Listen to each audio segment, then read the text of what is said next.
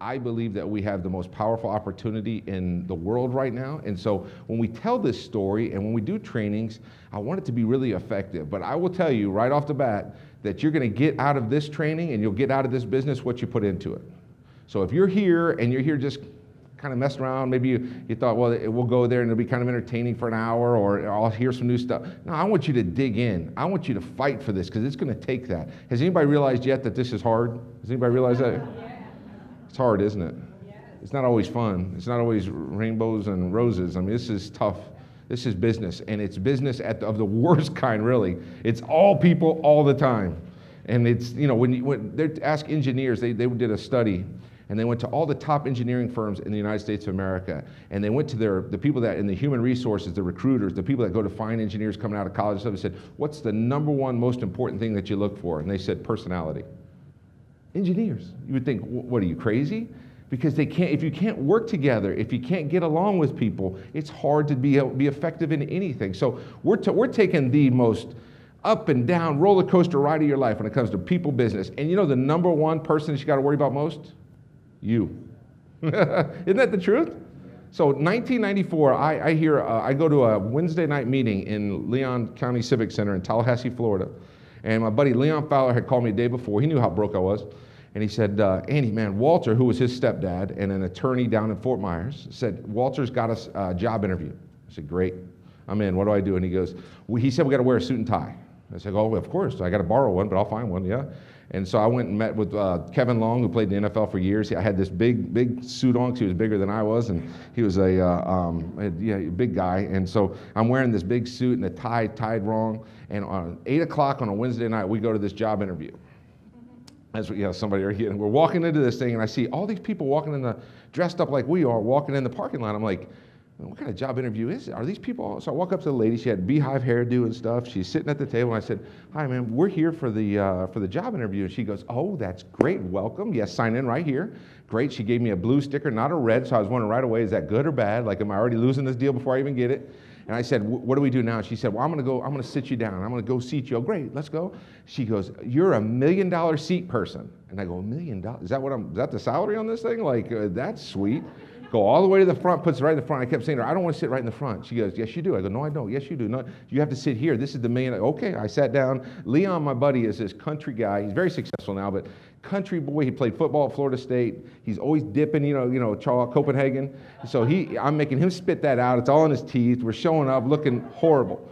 Sit down, and we're sitting there watching everybody, and everybody's like you guys, all excited and hugging and stuff. And he goes, man, you think they all think they got the job already or something? Why are they all so happy? You don't see that at job interviews, right?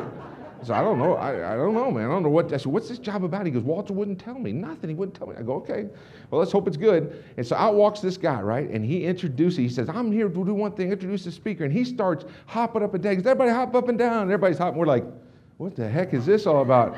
Okay, everybody clap. Everybody clap. Everybody's clapping and hooping and hollering and stuff. And I'm a naturally kind of get into the moment kind of guy, so I'm like, yeah. I'm like, okay.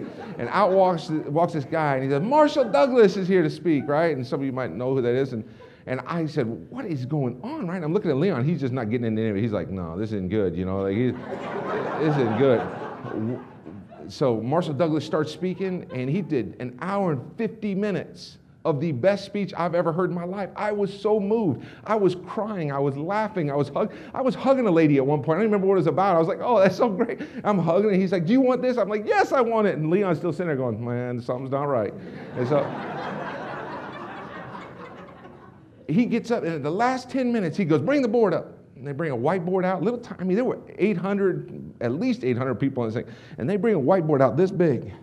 And he gets up and he goes, you buy this stuff, you buy that stuff. He did a bunch of circles, just filled that little white thing up with circles. That's all I saw, and I didn't see any numbers, nothing else. And I remember I was like, what I'm missing? I'm trying to take notes. What? I missed it. I hope there's not a test on this right away or something. I'm like, what does that mean? And then he walks off. And I'm like, I'll see you later, Mark. I love you. Yes, goodbye. And I turn and I go, what do you think, man? He goes, whoa, I don't know. And I go, let's go find the lady with the hair.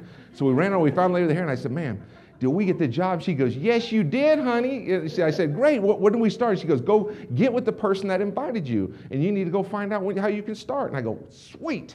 I go, Leon, we got to go get to Walter right now. Now, 5.5 hours south is where Fort Myers is from us. I go, let's go, man. Let's get in the car. Let's go. It's about 11 o'clock almost right now. I go, let's get in the car right now and go down. He goes, yeah, I want the job too, but I still don't know what it is, Andy. I'm like, so what? Just go. So the whole way down, we're drinking coffee. I'm saying, man, can you imagine us on a boat and a plane like he was talking about? He had 2 Mercedes. He was talking about cars for every day of the week. Did you see the Rolex on his wrist? That was so sweet. I'm talking the whole way down. Leon's just driving, not saying a word. We get all, which is very normal in our relationship. Get all the way down to Fort Myers, and we're there early, right? So I'm like, what time's Walter show up? And he goes, he's usually there by 7. I go, let's just go wait for him. So we're in the parking lot, and I'm out walking. I mean, this was before I had cell phone, and I'm out just walking like, man, I don't know what this is. And Leon's in there sleeping in the car, and I'm like, as soon as he gets here, I can't wait to start. I hope I get this thing, you know. And then comes Walter, and I jump. I'm like, Walter, what's up, buddy? I go, hey, we drove down from last night. It was the most incredible meeting I've ever seen. I said, I want to start. I want to get started. He goes, come on in. Now, Walter is at a pace. Like, if I'm here, Walter's here on a natural level. That's him excited, right? And I'm Walter, let's go, man. How do I start this, man? Please give me the job. And Leon's like, what is the job, right? And he goes, well, you saw it last night. And I go, sweet, I can do that. I said, I swear I can do that. Give me a shot. So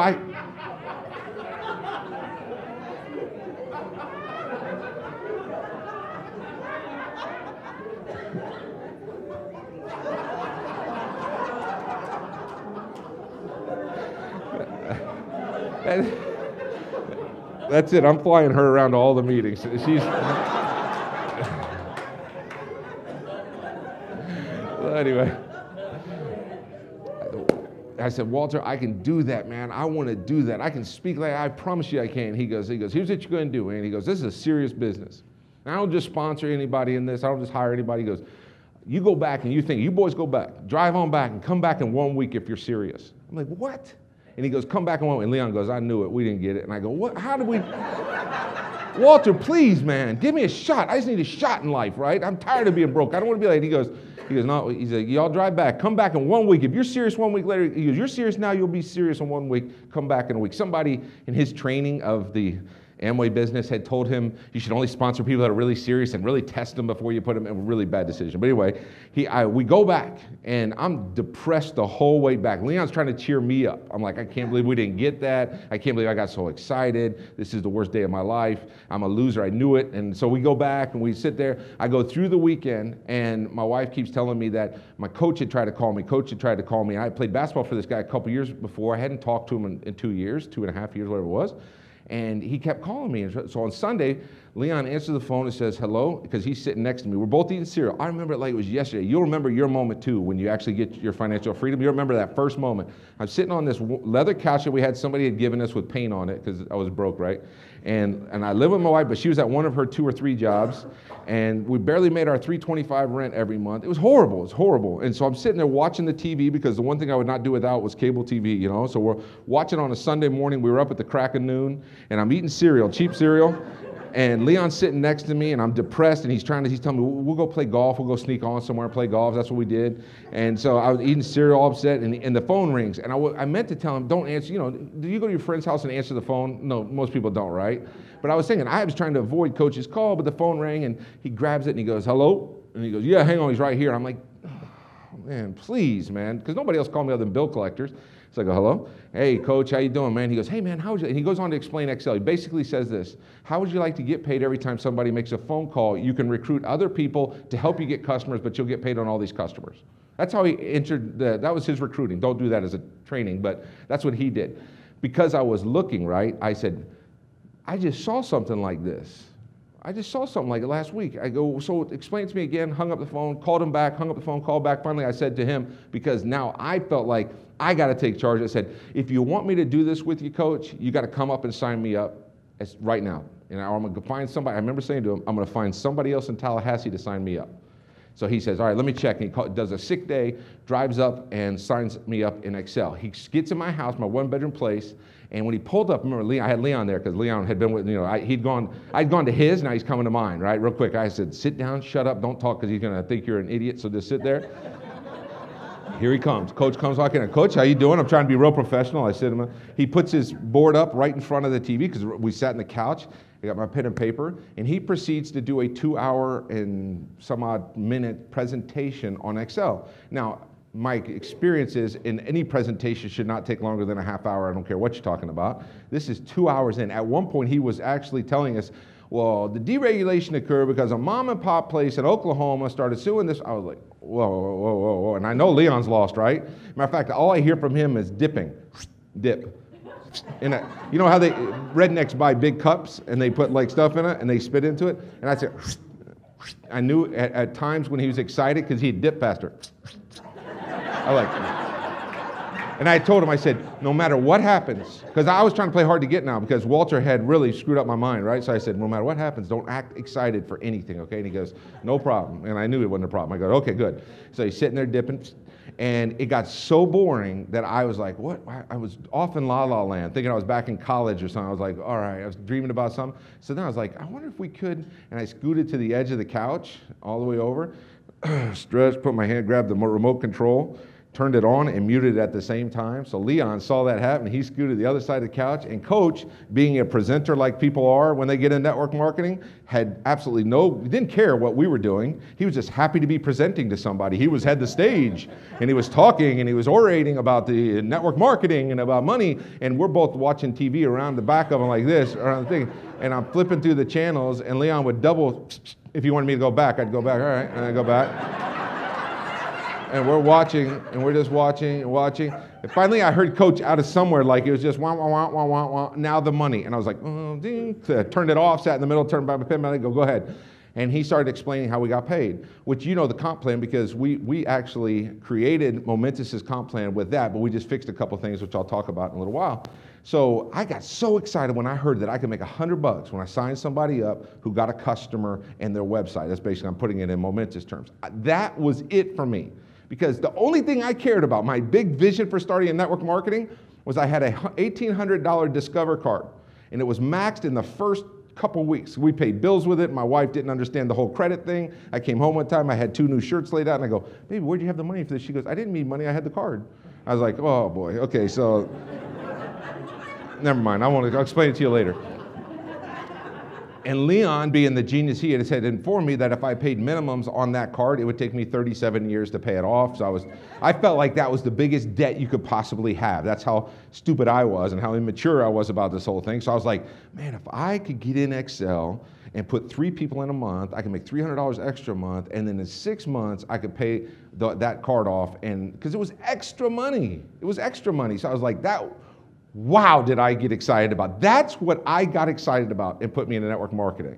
Now, as he was going through his presentation, which I didn't listen to, I heard one thing where he had said the company had done $31 million in 1990. Now, this is April 22nd, 1994. I remember that day like it was yesterday. And it was 1993, they did $31 million in sales. What we didn't know was during 1994, that company was going to go from 31 million to 155 million. And then it was going to go in 1995 from 150 million to 500 plus million. And then in 1996, it was going to go from 500 million to 1.4 billion. So Captain Entrepreneur here and his buddy had just knocked it out of the park on timing. So we got wrapped up in the timing of that company, didn't know what we were doing. I was going around doing presentations, telling people it was in Houston, Texas. It was based out of Dallas. I didn't know where it was. I didn't know anything about it. I remember somebody said, did you ever verify this company's even here? Because everybody came to me and said, it's a pyramid, one of those things. Matter of fact, when I signed up, I didn't have the money to get started. So I wrote 2 checks for it, gave them to Coach, and I said, I'm in, because it was a training position too. It was $700 some odd for a broke college guy. That was everything. Leon signed up because he didn't have a choice, because I told him to do it, and he was doing it, and he had taken me to another meeting, and so it just so happened I got Leon under me at that first one. I was very excited to make 100. Matter of fact, I remember saying to him, so Coach, if Leon gets in today, if nothing else, he gets his own customer, then one other customer, and then I get $100. He goes, yeah, and I go, great, let's do it. I didn't care about him at all making money. I was making $100 on him. I was like, buddy, I'm making $100 and you're signing up, right? And he goes, yeah, I'll do it. I'll do it. Great. So he takes the box and goes, learns everything, and I just start signing people up because I want to make those 3. But I didn't have money to cover the checks. So I called my dad and said, Pops, I need to borrow some money. I'm going to open my own business. He goes, well, son, what are you going to do? And he goes, well, it's always been my dream to be able to help you start your own business. How much do you need? And I said, $720. And he goes, what kind of business is that? So I said, well, it's this phone thing. Dad, you'd be great at it. If you sign up and do this, I can get paid $100 on you. And that would be great for me. And I hope you do well in it, but I don't really care about that. I just want to do it well for me. So do you want to get going? He goes, oh, it's one of those pyramid things. And I said, okay, I didn't know what that was. If it's good or bad or different. I go, what does that mean? He goes, well, those are illegal. I said, what? Illegal? And I go, what do you mean illegal? And he goes, yeah, you top people make all the money, bottom people don't. But you can make some money if you get in early. And so I was so upset that after being to that thing on that Wednesday night, and then now signing up in this thing, and by that time I had already called a couple other buddies who had gotten in. So now I had a little group starting. And now my dad tells me it's illegal. And so I was like, well, I don't have anything else. So I go, well, Dad, if it is, and it may be, I really don't know. I said, at least I'm going to make some damn money before I go to jail. I'm not kidding. That's what I told him. Exact quote. And my dad, being the steward of the family that he is, said, well, that's okay. That's a good idea. All right, well, I'll give you the money to start. Loan me the money to get started. I started going crazy. The idea, all of a sudden I had in my hand some vehicle I can make money with. 11 people in my first 24 hours signed up personal. 11 people, I went and got them. I was calling people up and going, bring me your checkbook and come on, bring somebody with you. Don't come to my house unless you have somebody with you. And they're like, what do we do? I go, bring your checkbook, bring a friend, hang up.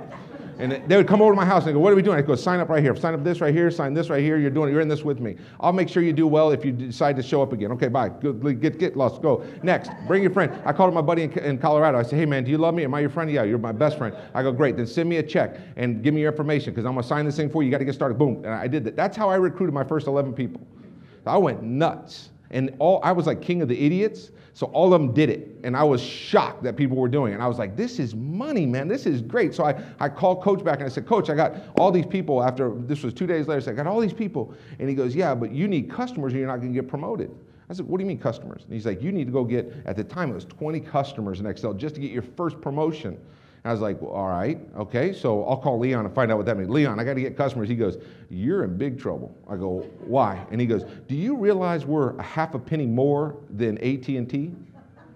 I said, first of all, I didn't know we had half a penny in the United States of America. Second of all, what does that mean? And he goes, people are going to have to spend more to have this long distance. I go, they are? And he goes, yeah. And I go, but I need to make money. And he goes, yeah. He goes, but you're going to have to. I go, forget it. I'm going to do this, Leon, with or without. He goes, no, I'm going to do it. I'm just saying we're going to have a hard time with it. I go, I don't care. Hard is doing normal stuff. I can't make any money at it. This I'm going to do. So I said, okay, let me do this. I call up Aunt Sally. Aunt Sally, my brother's here. He knows Aunt Sally is like the most creative person in our family. I don't know why I called her first, to be honest with you. But I called Aunt Sally. I said, Aunt Sally, do you love me? Yeah, great. Okay, so I need you to become my long distance customer. Who do you have now? She told me AT&T or whoever it was, and that's who it was back in the day, right? Ma Bell.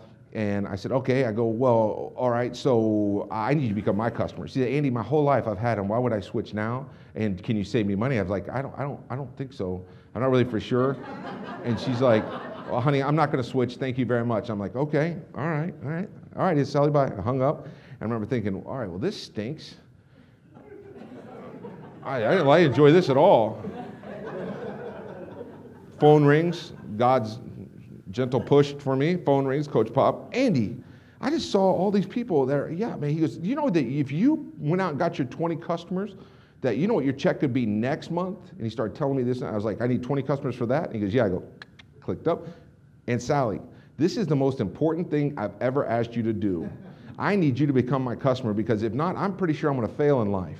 And I have no other way to make any money whatsoever. And all you have to do is just do what you've already done, but it's going to have a different name on this. And if you don't do it, Aunt Sally, you will never hear my voice again. No joke. You know what Aunt Sally said? I had no idea it was that important to you, Andy. Of course I'll do it for you. Boom, great. Matter of fact, she said the most beautiful words I'd ever heard at that time. I'll call your Aunt Pat in Denver. We talk all the time, and I'll get her to do it as well. Sweet. Aunt Sally helped me gather some customers. I used that approach. Nobody trained it. I just was so desperate. Anybody asked, I said, this is between you and I, buddy. You know, Mom, this is between you and I. Let's go. You're my customer. I don't care what it costs. You're my customer. And I did that because I needed the check that was going to come if I did it. That was really why. That was my motivation. I did it. I got this check. Man, I was so happy. I was the king dog with that check. I got a check with a comma in it. My buddies had never seen anything like that. I didn't even cash it for a long time. After about a week, everybody goes, did you cash that? Or is that a copy? And I go, oh no, man, I need to cash this right now. I was showing everybody the real check. was like, I went and cashed it. And all of a sudden I was like, woo, I'm done, right? This is awesome.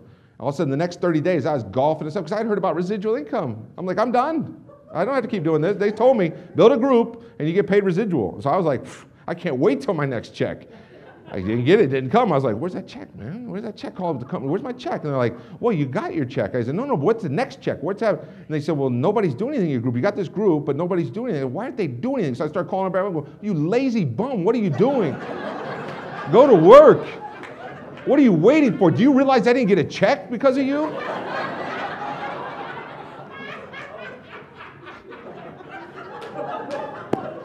So, I love her. I wish I could make this up. I'm actually telling you the truth. This is how bad it was. And I started work. So I was trying anything and everything I could. So I called up my college roommate. And I said, Keb, now Keb Burley, his name's Kenneth Edward Burley. We called him Keb. His dad's name was Pick. His sister's name was Kitten. And his mom's name was Shar. It sounds like a bunch of puppies. But anyway, it doesn't matter. I called up Keb and said, Keb, man, I'm coming down. I'm going to show you a business. Now, he'd been my college roommate my sophomore year. This was the guy that we had spent our entire year like just the best of friends. You know, we were talking about raising our families together, talking about, man, being best men at each other's wedding and stuff. I drive down and I see him, and it's about a 4-hour drive. And as I drove down there, is everything all right? Cool. Just making sure. I know, I'm just waiting to make sure so you can hear. Yeah, I told you I don't make friends very well. I drive 4 hours, I get down there and I pull in with Keb and I say, Keb, here we go, buddy. And I explain the business to him. Now, this is my college roommate, somebody that I for sure top of the list in the business. Of course, all I have to do is tell him to sign up. He's going to get in. And he's sitting across from me at this table. And as I'm sitting there, I'm looking at him. His dad's sitting to the right. Leon's to my right because all he was my driver at this point, basically.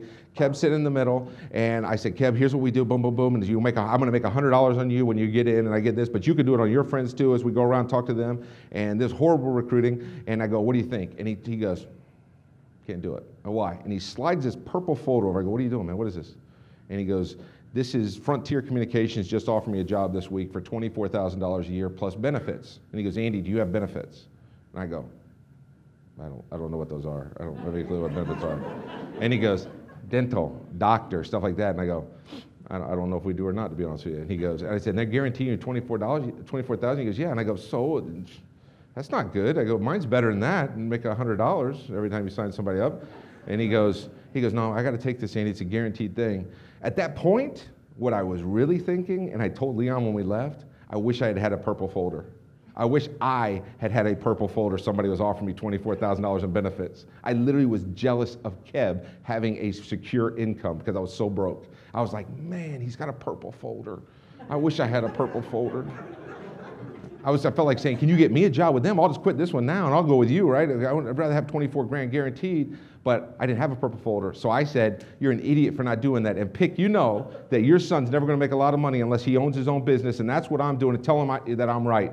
And he goes, Andy, I can't interfere here. I will tell you that I believe what you're saying is right, but my son has to make his own decisions. So we drove 4 hours down, and we got to drive 4 hours back after getting a no from a for sure yes. So I'm like, man, it was like getting kicked right in the teeth. I wanted to cry, I wanted to hug Leon, and the whole time I'm just like, I want to quit right now. I don't want to do another thing. I didn't like this anyway. I'm going to quit for sure.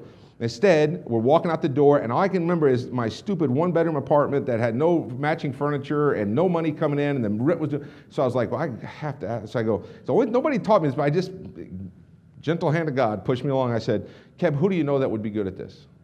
I was just walking out of his house. And Leon stopped me and goes, that's a good question. I go, who do you know would be good? And he goes, well, the only guy I can think of that's really crazy like you, Andy, is Kaylee's dad. I go, call him. That's his girlfriend. I go, call him right now. So he goes, really? And his dad goes, yeah, give him a referral. That's called a referral, Andy. It's good you asked. And he goes, give him a referral. So he picks up the phone and he goes, hey, Brenda, this is Keb. Yeah, my buddy Andy's down here, and he's pitching some kind of pyramid thing. And he wanted to know if you wanted to come under him so he can make money off what you guys do. And she said no, as you would imagine, right? And so I say, no, I'm watching him like this. And he goes, okay, thanks, bye. And he goes, she didn't want to hear about it. I go, of course not, you idiot. Give me the phone. I hit redial. I call him, hey, Miss Brenda, this is Andy, that friend that kept with, yeah, all right. So he said that I'm doing it only because I'm going to make money off you, which is true, but you can make money off your friends too if they do this pyramid thing as well. So there's really an upside to this for you. Would you be, no? Okay, all right, hello, no, all right, no, I got you. Thank you very much. Okay, sorry about that. Hang up, I go, let's go. I go, give me the number, man, just to get, okay, I'm going to call her to be my customer, and I leave.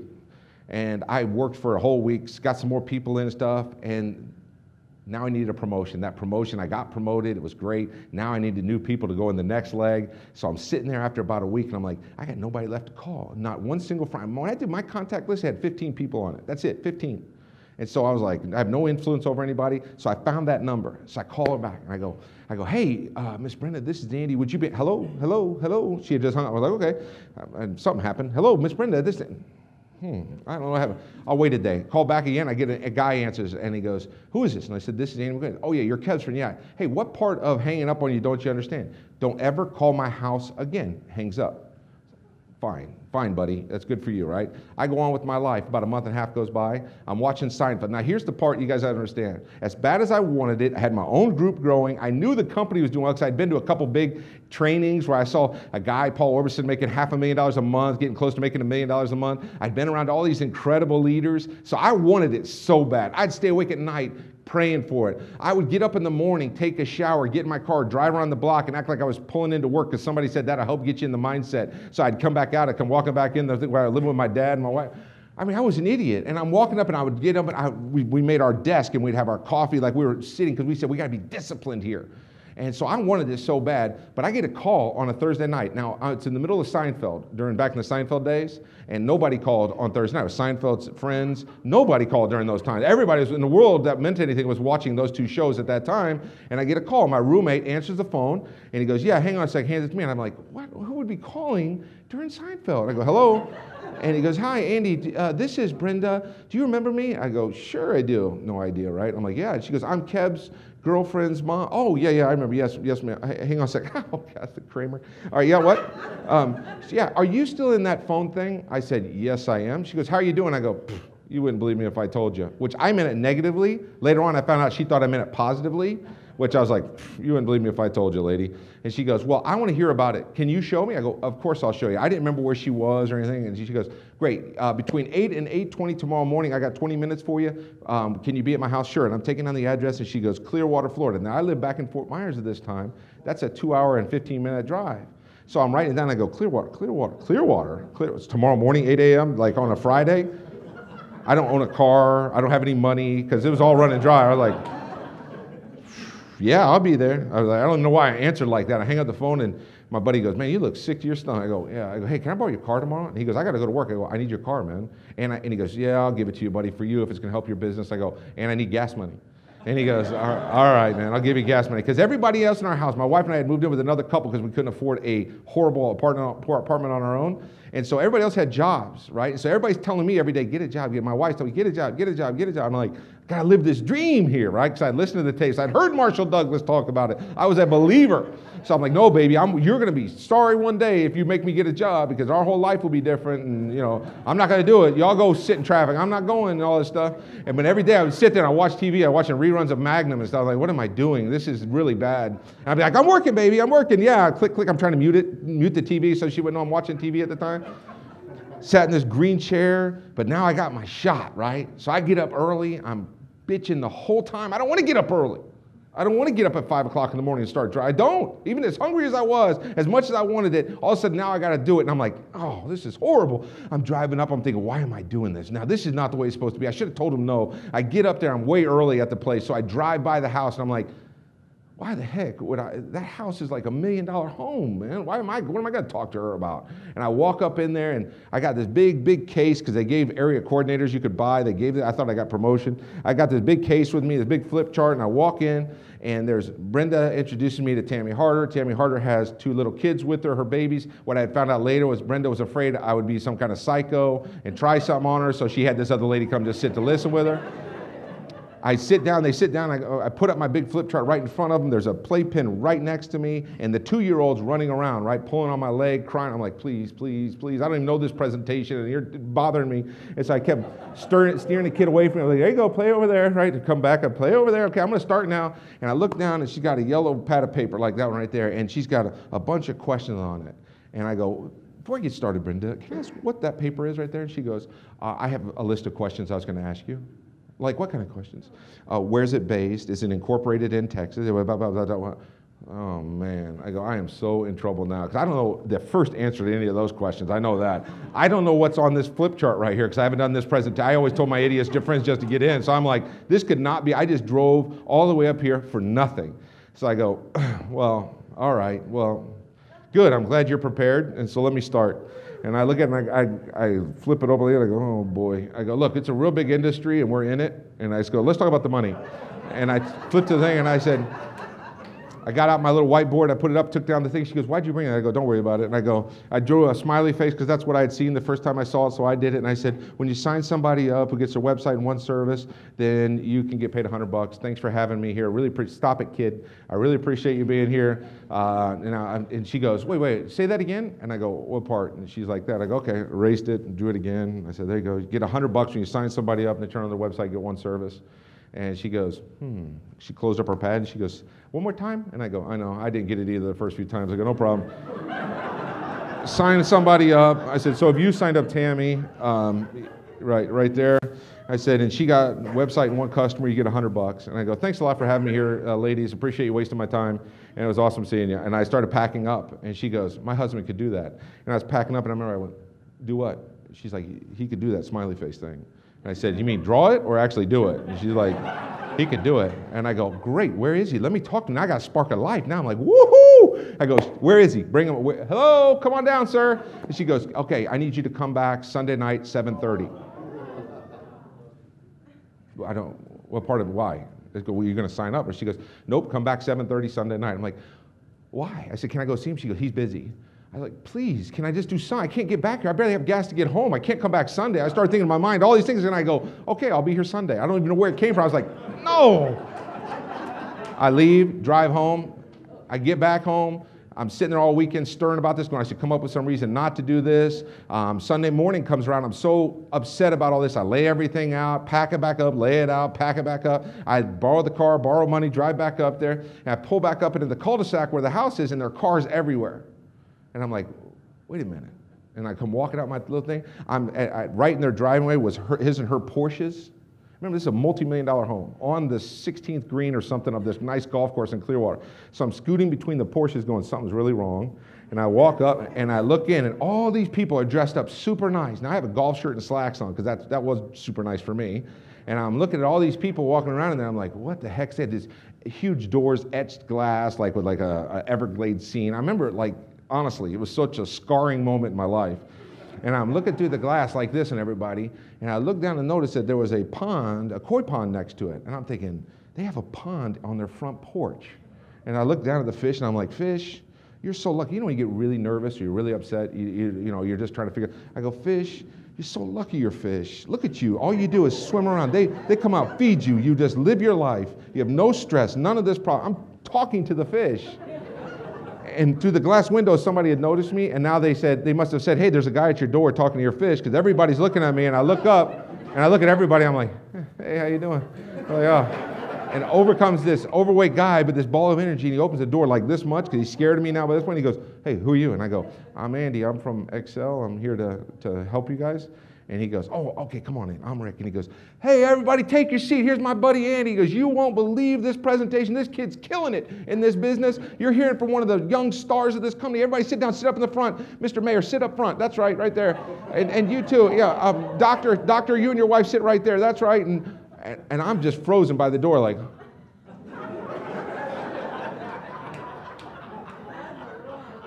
did he say mayor? I'm like, what? Mayor of what?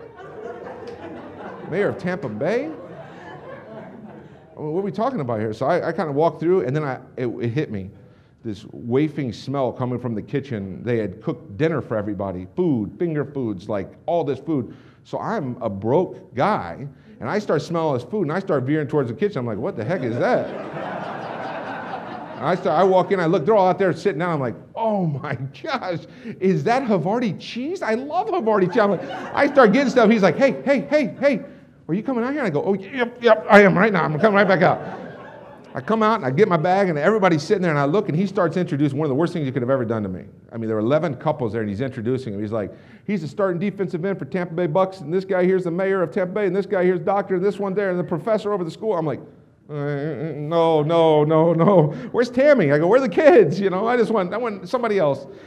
I go to open my bag, and he goes, set up, let's go, let's get going. I go, right on. And I open my bag, and now there's no flip chart. I mean, there's no easel for the flip chart. So I got my flip chart out, and I'm looking for my easel, and I open the green thing, and they're all sitting there looking at me like you all are doing right now, and I go, oh, no, I left it on my bed.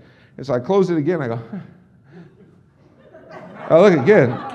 It's just an empty bag, but I was hoping that the easel fairy would put something in there or something, right? I was like,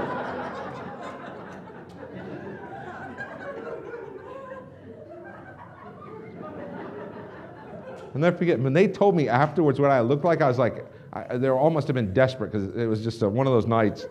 So I was like, all right, let me show you how easy this can be because all you're here. Give me that chair right there. Do you mind getting up, ma'am? Thank you very much. Yeah, okay. And I took this chair and put it here, and I put the flip chart on it. And I go, I'm just going to show you don't even need an easel. And right as I was getting ready to start, because I was like, man, I got through that. That's awesome. Right as I was getting ready to start, I go, oh my gosh, I don't know what's on the first page of this flip chart. I literally don't know what's on the page. And so I go, oh, okay. So I'm going to go through this part kind of quick.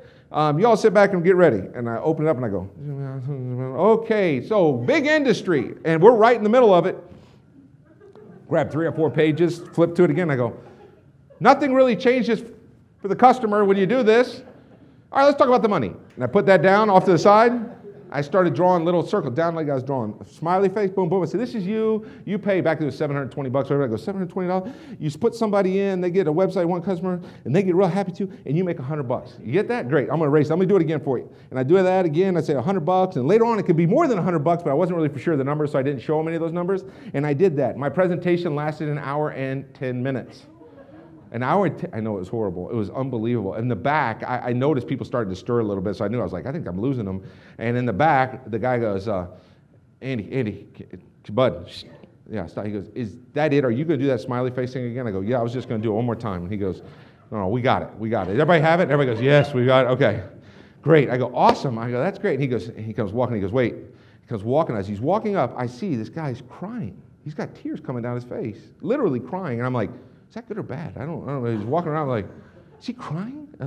He walks up and he puts his arm around me and he goes, hey guys, listen, so you don't know this. You're all our family and friends. You're our closest friends. He said, we invited you here to hear about this opportunity because Brenda starts crying. I'm like, oh, this is not good, right? I've screwed this up. So they're both crying. They invited their friends to my presentation. He goes, what nobody knows in this room, not even our family, is that we are on Thursday filing bankruptcy. And we've lost the house, we've lost the cars, our kids are having to come out of private school. They built an overpass in front of our 3 furniture stores, and so we've lost it all. And he said, but this kid, God sent this kid into our life to bring this opportunity to us. And he said, so I'm going to win everything that we've lost back from this company. And I'm watching him like this going. And so he goes, so I have one question for you. Who's coming with me?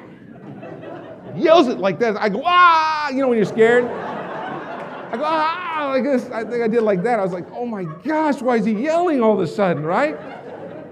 I literally went down in the fetal position like, oh, stop.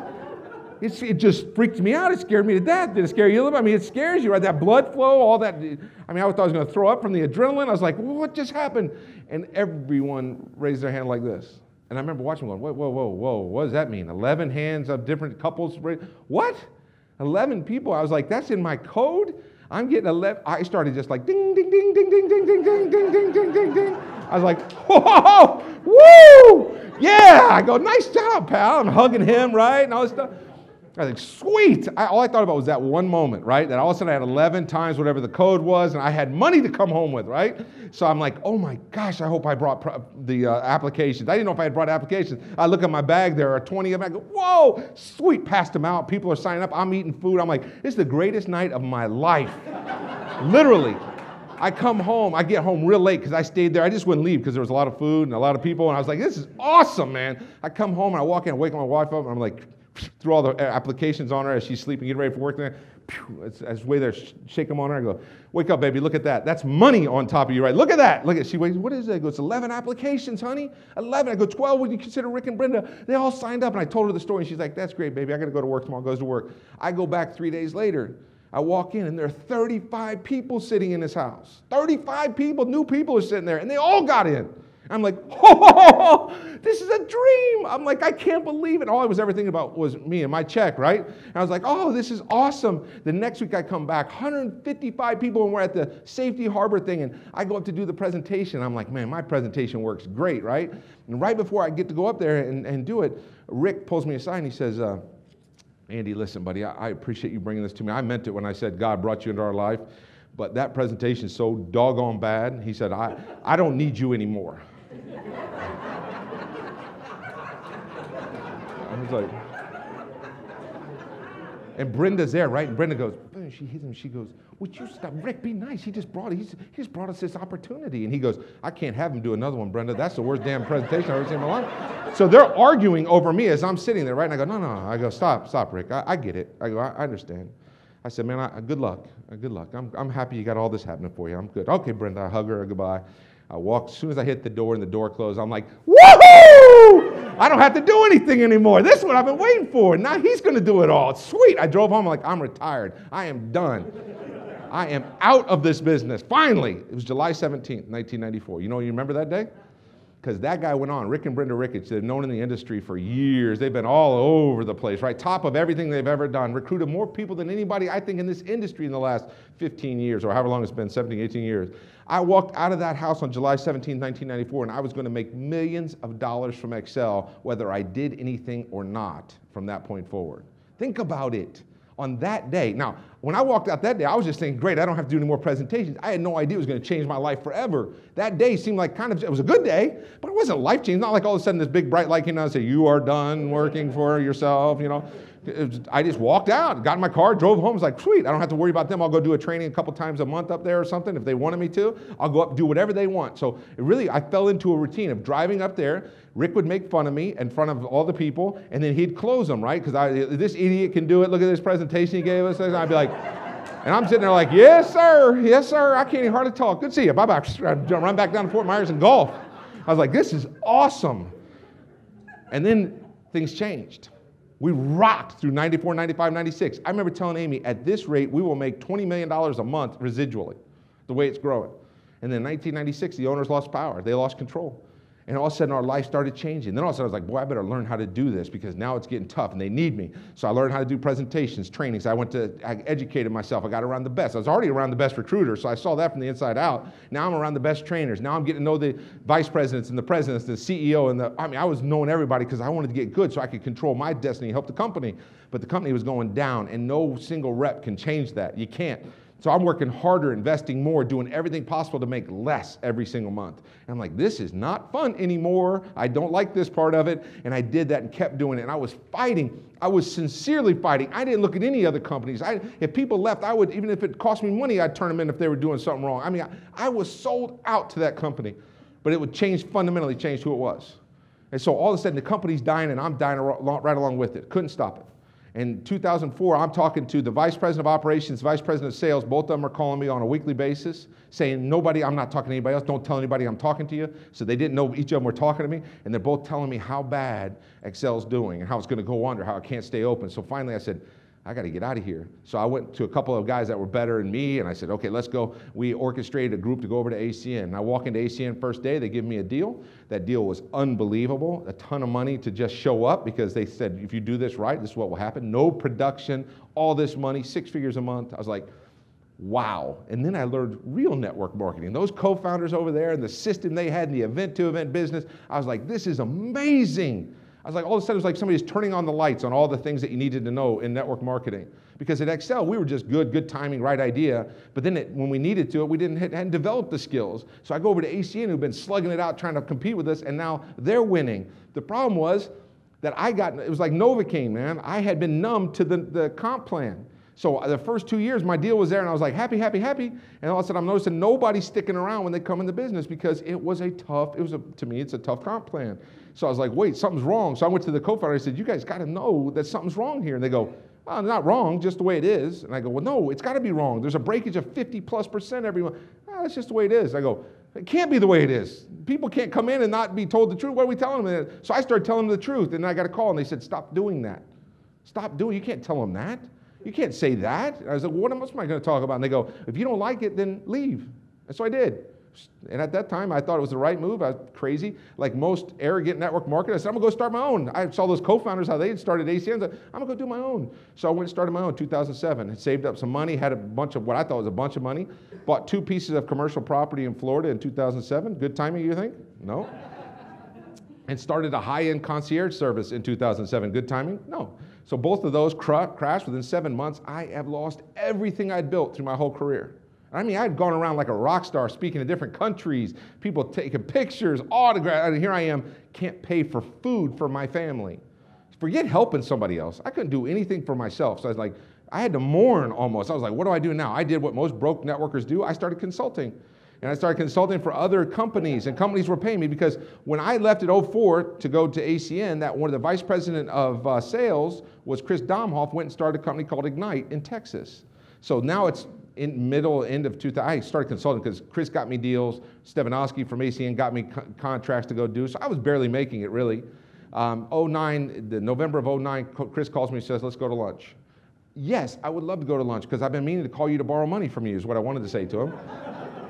Great, are you in town? Because he lives in Dallas, I live in Fort Myers. Great, are you in town? Because that's what I figured, because he knows I'm on hard times. And he goes, no, meet me tomorrow in Atlanta at noon for lunch. Okay, I'll see you there, hang up. I'm like, what? Who does that, right? Who calls up their friend and says that? Well, it was the only friend I knew that had a $800 million company, and I knew he had money. So I was like, baby, I need to go up there and borrow some money from Chris, so I'm going to go drive up there and see him for lunch. So I couldn't fly. So this is the day before, so I drove all night all the way up there. I'm thinking of all the different angles I can try to get something out of him so I can just pay the light bill, do something, right? Or maybe give me some job. Maybe I go to work for him. Maybe I could figure out something. I'm all the way up like I had hope about this. And I come in, I sit down, he's got a piece of paper. And he says, sit down, I need you to say yes to something. I go, what is that? And he goes, I'm gonna start a new company. And because I had just been through this and I lost everything, I'm like, you're an idiot. No way, no, I won't do that. No is the answer. You need to go get on a plane, get back to Dallas and be happy you have Ignite and just love it and just stay there. And he goes, sit down, McWilliams. He goes, I gotta explain something to you. And he explained to me Just Energy. He said, give me 20 minutes. 22 minutes later, I said yes. Now, I was saying yes, knowing for me it was the best thing ever. For him, I still wasn't sold out was the best thing. I was like, you're crazy for doing this. And he said, don't worry because my non-compete, we're just going to start in Ontario. And I'm like, Ontario what? Ontario, Florida, I hope you mean? And he goes, no, Ontario, Canada. And I go, good. And he goes, do you want to start as a VP of sales or marketing, or do you just want to be a rep? What do you want? And I said, not only do I want to be a rep, I want to be the first rep. And I want to override this company. So if I can build it, I know, because I knew the number one guy at Ignite was making a killing. I knew the comp plan worked. I said, we just got to change a couple things. So we did that. I fulfilled one of my deals, my contracts. And on April 17th, 2010, I sat in a room in Ontario where I had nothing to do with putting them in there. I'll tell you, I'll be honest about it. Chris had run some ads and stuff. And there are 71 people in this room. They had expected 500. There's 71 people sitting in there. At the end of this presentation, they go, hey, everybody, you're free because you can get in, and 40 people left, 31 people signed up for free. Those 31 people, I went back to work. Over the weekend, I started calling because I flew home that day, went back Tuesday morning, first thing, start calling, say, hey, this is Andy from Momentus, I want to do it. And 9 people answered my call, 3 actually set up meetings. From that day is when we built Momentus. So all of this kind of came to fruition, all these years of experience. The first check I got was $50, $50. Imagine I'm flying, already broke, flying between Fort Myers to Toronto, staying in hotels, eating out, coming back, and my wife sees me, all I'm home is one day and I'm gone again, because I was doing 6 days back then, gone, right? Come home, I was tired during the day, I wouldn't even do anything, and the first check is $50. You imagine how my wife felt. The next check, $75. I remember chasing her into the bedroom while she's crying, going, it's a 50% increase. What do you expect? $125 next check. $500 over my first, or just under $600 over my first 5 weeks. That's what I made. Master network marketer, the best of the industry, all this garbage that people were saying about. I was like, I was dying. Matter of fact, I remember doing a meeting I don't even know why I tell people this story. I was doing a meeting, and it was one of our first meetings. And so Mike Adams, our senior vice president, was in charge of the growth in Ontario. That was a field director or something. That's all he was, a measly little field director, and tell him I said that. And so he was in an office, and I was in an office. We were on the 16th floor of the Nest City building. If you haven't been to our Toronto office, it is awesome. Beautiful windows, seeing is incredible, right? Because Just Energy just said, here, take this office. I mean, it's beautiful, right? So I'm sitting in there like I'm a CEO or something of this monster company, but in actuality, I'm just a broke, much, probably more broke than anybody coming in to sit and meet with me, right? And so in walks this meeting. It's my 12 o'clock, and Mike's like, I didn't get lunch, and I go, I'm gonna do this meeting, man, because I'm hungry. I'm gonna go make this happen. You go to lunch, I'll build the business. Go and get out of here. In walks this 80-plus-year-old lady, sits down across the desk from me, and I start in, and 5 minutes in, she tells me it's a pyramid. 5 minutes in, she starts beating me up about it, and I'm like, lady, listen, it's just us in this big office. I go, lady, please, I want to be respectful here. I'm going to tell you, but I've got nothing else. This is how I'm doing for my family, because I felt like I was fighting for my family. I was fighting for my 4 beautiful kids, my high school sweetheart. I'm like, I'm fighting for us. And now I got this little lady telling me that it's not going to work. And she's trying to help me, right? She's trying to say, you just need to get a regular job, son. You need to do that. And I'm like, lady, stop that, because I'm very passionate about this. I'm telling you, listen, please don't say that. It's illegal. It's not, okay, Just Energy's got stuff on the internet. Oh, boy, all right. You know what, lady? Finally, I go, bam, and I go, get out. 80-plus years. Today, I'm a little embarrassed to tell you, but I'm going to tell you it because I'm going to keep it real. I go, get out. I said, I don't want you in here. You have a negative attitude, nothing's going to keep me from where I'm going. So she was scared because I'd hit the table, right? So she backs out, and she's telling me the whole time, I'm going to be right. I'm going to prove me right. She's backing out. I'm like, man, who is this lady dressed up trying to stop me from doing this, right? She walks out, and I yell, next! And I go and I sit down. I go, next! Next! Mike comes walking around. He's like, what the heck are you saying, man? I go, is there anybody else in it? He goes, no. And I go, doggone it. I go, all right. He goes, what happened in there? Why did that lady leave? And I go, nothing's going to stop me. I don't care what anybody says. This is my chance, and I'm not going to stop. And so every day, I'm not kidding. If I did a presentation with you, I'm not going to scare you, but I would do a presentation. I'd be looking you right in the eyes. And I'd be telling you, I said, look, man, I'm talking about Momentus, but I'm talking about me. And I'm talking about what I'm going to do. And if you want to make anything with your life financially, you're going to come with me on this. I don't care what the details are. I don't care what anybody tells you. You're going to come with me because I'm going to make it happen regardless of if you do or not. But I want you with me. Can you come along with me? Just bring somebody. Put them in front of me. I won't stop until we get it done. I'll work day and night. I'll keep coming up here. I'll eat 1 day a week like I was when I was working there. I'll stay away from my family who I love more than anybody else. I will do whatever it takes. We did presentations, big room presentations. There'd be 4 or 5 people, and the leaders would be griping about how, oh, there's nobody here, nobody here. I'm like, get out of my way. I'll do the whole thing myself. And I would do it. There'd be 3 people. I'd be like, right? Is that right, sir? And they're like, oh, gosh, okay, yes. I will get in. Stop yelling at me. I will just stop. We had more of the banner things. We don't have any banners here. We had more banners in our meetings than we had guests. I remember telling them once, I go, everybody grab a banner on your way out. You're welcome to have a banner. And we started working at this business. And I wasn't making friends. I never talked about rates. Nobody in this room or anywhere else has ever heard me talk rates. If you can't figure it out, it's not about rates. It's not. I don't care what the kilowatt is. I don't care what that is. We're talking about a few people you need to help you so you can break free of where you're at financially. If you can't do that, then we need to start over anyway at how we build relationships. I had a lady tell me probably a month and a half ago now, and life is going so fast right now. She said, I can't get customers unless we save them money. And I said, then you're not going to make it in Momentus. I remember 4 or 5 people sitting around and go, oh, don't say that, don't say that, don't say that. I was like, it's the truth. I mean, we're not talking about somebody having to double their internet. We're talking about somebody, forget it. We're talking about people doing it because they understand you. We're talking about the people you'd go to if you break down in the middle of the night and you need them to pick you up. We're talking about the people you go to borrow money from if you're broke and need to feed your family. We're talking about those kind of favors. If you do it right at that level, that's what I learned with Aunt Sally. She needed to hear why I was doing it. She needed to hear my voice said this was no option. She needed to help me and my family. And always asked me to do the same thing she's already done always. So when I did that, now you're going to run into this. Your contact list is going to have certain people. It's going to have certain people you think are going to do it that aren't going to do it. They're not. Matter of fact, the people you think are going to be the best probably will never do the business. But they can lead you to somebody. But the point is, if you just do it once, and if you're just worried about insulting people or you're worried about making friends with everybody, it's not going to work. I'm telling you, you've got to stand up and fight for this. It is worth it. You know, we have people that started just like you, started that were struggling, hurting, didn't know what to do, didn't have any friends left to talk about network marketing. You know, I've been in other deals where it didn't work, or people that just started, and we have examples of success for every one of them in our company. We have people that have made over $1 million in their first year. Is that good? Let me tell you, I didn't. My first year, I think I netted like 40 grand in Momentus. My first year, first 12 months. Because it was expensive for me to fly back and forth and all this stuff. And honestly, Chris saved my life in Momentus. He ended up helping me out with some money on a weekly basis so I could even have expense money to do, or I couldn't even done it. Not enough to live on. Enough just to do that, but we were beyond that. We lost our cars. In the middle of Momentus, we lost our cars. They got repossessed as I was going to the airport on a Tuesday morning. I walk out and my car's gone, my Cadillac.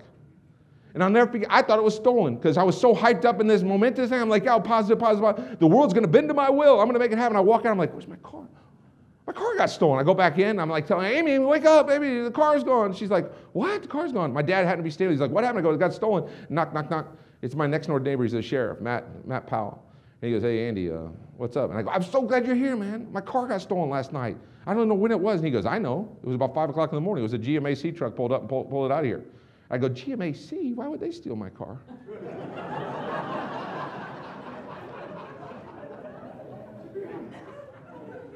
I had to get on a plane that day and go up and talk about Momentus. I was up doing a meeting for like 60 people on that Tuesday night thinking, holy mackerel, my car's gone. I lost my house in the middle of Momentus. It wasn't even 2 years ago. I lost my house. We literally moved out of that house because we had to, because the bank said, get out, you got to get out now. And then we were in between homes for 3 weeks. You know what that means? You don't have a home. I was in with my mother-in-law, who I love to death, but not that much, in her 1,100 square foot place with my 4 kids, my wife, who we had lived on the water for 7 years, almost 8 years, with our boat in the backyard, thousands that I was the one everybody went to for money. And now I'm living in her 2-bedroom place. My kids are going, Dad, why are we here again? I go, because I want you to bond with your grandmother.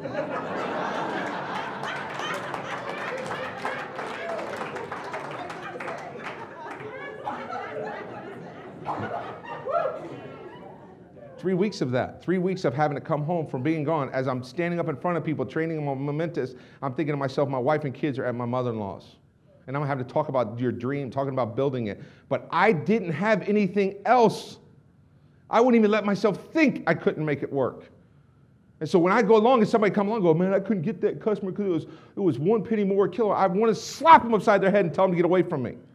These are our good reps. No joke. I say, are you kidding? I'm not even seeing my wife and kids. I'm the kind of dad that wants to be at everything. I don't want to miss something. I miss them every single day. I'll start crying if I talk about it. I want to be with them right now. I love you guys, but I'd rather be with them. My wife calls me as I'm standing in the back, tells me, baby, just get home. We're so excited about seeing you. Every time she'd tell me, I go, steel yourself. Now, even now, it's not easy. I don't want to be gone. You don't want to be gone. You don't want to sacrifice, but there's no other way. The question is it worth it? That's the question. Is it worth it? And it's only worth it if you see the job through. I did those presentations, and I did them the best I could. I wasn't good, for goodness sake. I was bad. But you know what happened? I was so passionate about it, and everyone talked about this for years. And Brenda and Rick, Brenda would say it. I'm sure Rick never would, because Rick's that way. But Brenda and Rick will tell you that the one thing everybody felt was my passion, that I wasn't going to keep staying where I was, and I was going to make it work, and at least I delivered the message. And I wasn't trying to be something I wasn't. I just said, here I am, here's what I'm doing. And so I would do it. And then somebody better came in. They saw right by me, saw the opportunity, took off, and I benefited from that. I benefited from the timing of a company. I am the example of that. I lived that. And then when the timing went bad, which comes to every company, is everybody listening to me now? It will not always stay this way in Momentus. We'll have to reinvent ourselves at some point. We have to. Every company does. Momentus is not going to be exempt from it. It's just what sits right in front of you right now is that beautiful, glorious ride to exponential growth. It's that incredible critical mass that happens to a company where people that don't even know where the company's located can make big money. They don't know anything about it. They just get swept up in that momentum. And you can ride it beautifully and change your whole life forever. Because the one we're doing here is not just some 30 to 150. We're already at $250+ million, and we haven't even hit critical mass yet. Imagine what happens over the next year when I think we'll hit critical mass, and we go from 300, 325, 350, somewhere in there I think we'll hit it, to $3 billion. As we open up 50 markets over the next 60 months. 50 markets over the next 6. No, that's okay. Hey, if you're not going to get paid anything, you don't have to clap. Seriously. What happens? The company's going to do it. I'm not going back. So I'm telling you, I'm going to find the people that want to build it. I will keep working. If I have to recruit everybody, I will. I'm telling you that straight up. But if you don't benefit from it, who cares what happens to Momentus? This is not something where you sell out just to the company, even though you have to respect it and covet it and say, okay, I'm going to protect it when you're building it. But it's not what I want you to sell out to. I want you to sell it to you. I want you to sell it to why you're here. I want you to sell out to what you're trying to change in your life. If you sell out to that, nothing can stop you. Momentus will just be your vehicle that you choose to get there. And that's our job to make sure it's the best vehicle. But it's your job to make sure you're driving it fast. It's your job to make sure that you're sacrificing what you need to and where you're going. Please don't, I told you, I insult people all the time. If you're trying to make an extra part-time income, that's great. That's another training. That's not me. I'm talking to people that say, I want to do radically different things financially for the rest of my life. I want to have the life that people design their life. They dream their life and then they make it happen. That's who I'm talking to. Everybody else, that's great. But one or two people, the right man, the right woman, can do that, can change their life and use this vehicle, it'll change the whole company. We've had that in this last year. We've had some great growth. We've had some great leaders. But I truly believe we've seen nothing yet, just the beginning. You know, we haven't even started to bundle yet. We haven't even started to take the things and put them together so that it actually works better. Like this is what we've been designing. This is what we've been working towards so that you can take, not just and get a yes from something for, oh, Aunt Sally says yes to you, and you say one thing for her. Now you have a bundle package that can have 3 or 4 or 5 things. As a matter of fact, we're looking at bundles that over the next year that we'll introduce that might have 20 points in the bundle. It gets better than that. We have it to where you come in, you get one customer of that bundle, and you might get a $2,000 bonus or a $1,500 or $2,500 bonus for that one bundle. Somebody comes in, gets somebody to say yes to that bundle, and it's things that people use all the time anyway. We're not talking about anything new, except for we do have some exciting announcements coming in a couple weeks where nobody else is doing some of the stuff we're going to do. But my point is this, it still comes down to you deciding you're going to do it. Now, we have examples of that success across the board. There are so many people now that have shown people you can make money. They blazed the trail to do it. One of them's here with us today. I'm going to have him come up and say something to you because I think you got to develop your techniques on recruiting, on the way you approach this business. So we have a TPC member here today, which is our Top Performers Council, which literally last year when I took over the business, there was a group of people that we bonded, people that bought into it. And I remember sitting with Kenny Tratner, who's in the back. I remember sitting with Kenny one time driving, and I was thinking to myself, I just need people like this to help me. Just if they would help me so that I could get the message out, and if we could do this. And then quickly I realized I better just go to work supporting people like this. I better just buy into what they're saying and what they're doing. And it became that synergy that you look for. But they have techniques, and they've already done it, and they made a lot of money. And this guy's super successful in everything he's done.